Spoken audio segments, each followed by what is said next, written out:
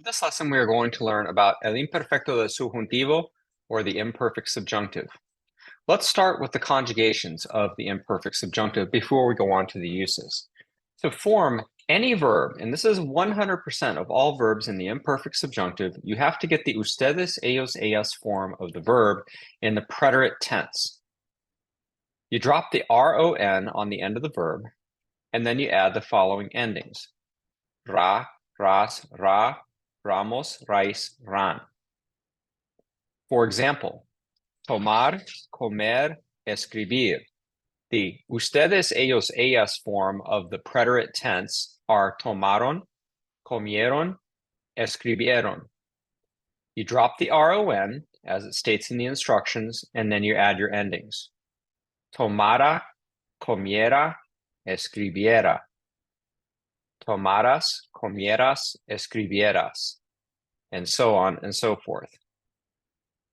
This can be used with all verbs in Spanish. So as long as you know the ustedes, ellos, ellas form of the preterite, you can form the imperfect subjunctive.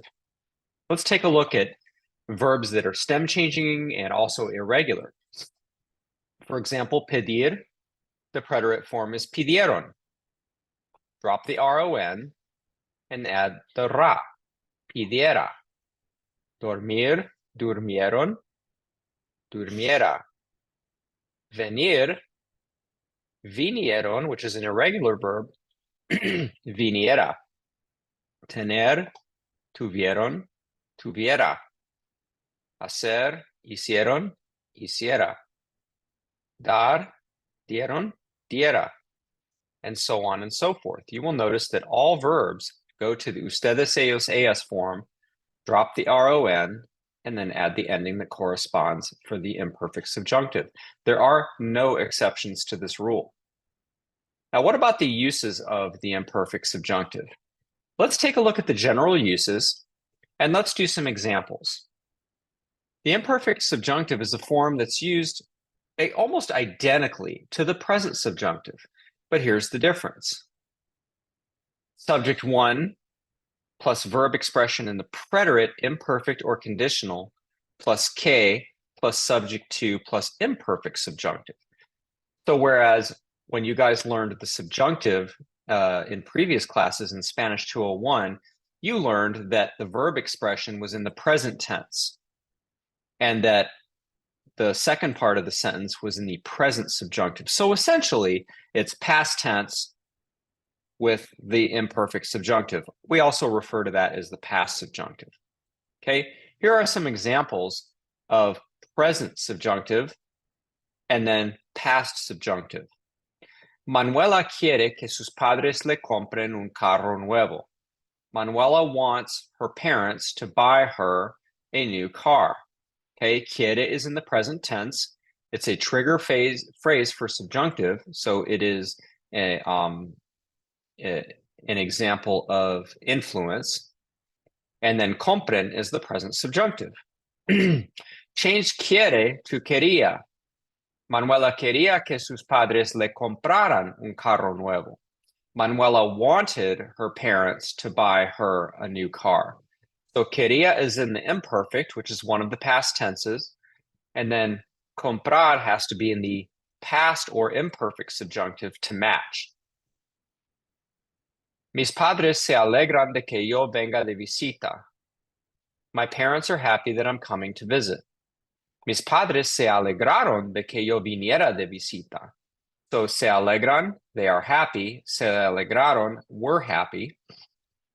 Venga, present subjunctive. Viniera, past subjunctive. Paulina duda que haya una fiesta esta noche. Paulina doubts that there's a party tonight.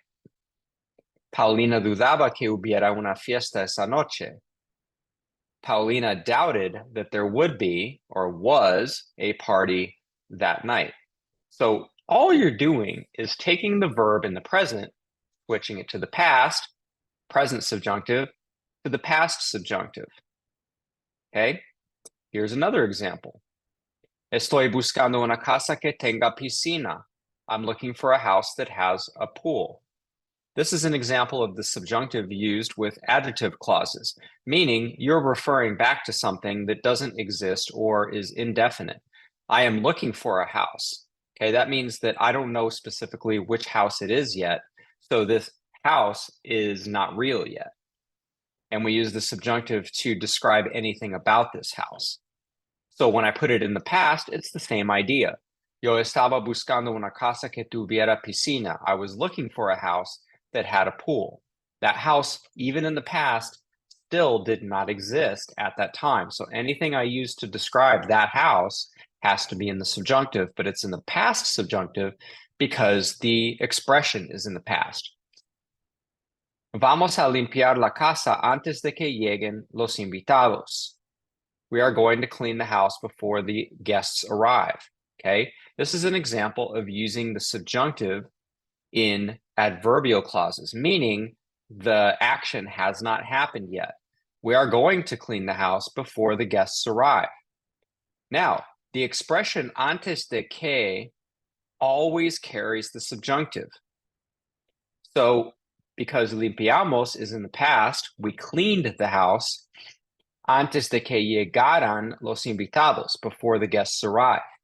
Now, let me show you a couple of more examples where we do not transfer the use of subjunctive from the present to the past.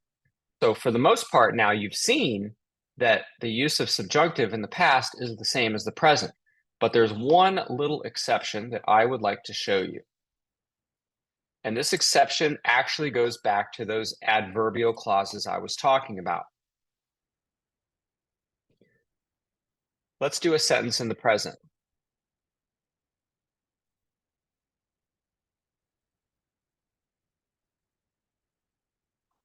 Okay, I'm going to take a trip when I have the money.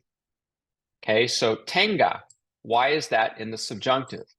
Because I'm expressing something that has not happened yet. I'm going to take a trip, that's for sure.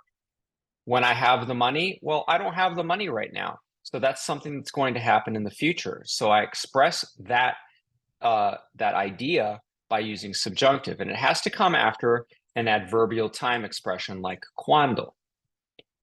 Now, what if I put this in the past? Tomé un viaje. I took a trip when I had the money. I do not use the subjunctive. Why not? Well, because I'm stating a fact. I took a trip when I had the money. I took a trip as a fact. I had the money as a fact. And so I cannot use the subjunctive because the subjunctive is used to talk about things that may or may not be, things that might occur or maybe don't exist. We don't know yet. They're very indefinite. That's the whole idea of subjunctive, is to express something that may or may not be. Whereas that's not what this expression is. Okay, let me do one more example.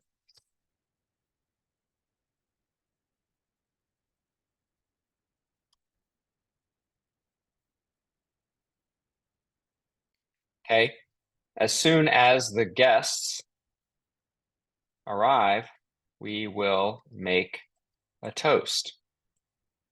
Okay, so vamos a brindar is in the future. We are going to make a toast as soon as the guests arrive. Okay, well, the guests haven't arrived yet, right? So we can't express that using the we can express that using the subjunctive because it hasn't happened yet. What if I take this and put it in the past tense?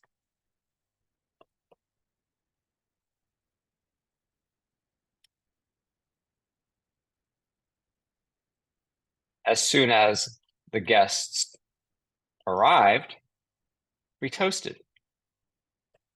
Both of these sentences express things that happened. They express facts. So the idea of a future event not occurring yet is mostly not possible using the subjunctive, okay, in the past. Now, hopefully that makes sense. Remember that the subjunctive is used to express things that may or may not be, things that haven't happened yet, things that don't exist yet, actions that haven't been done yet, things that might happen. Whereas the indicative, it indicates what is, what was, and what will be. They state what happened, what will happen, and what always happens. So that's why we do not use the subjunctive here, because these things already happened.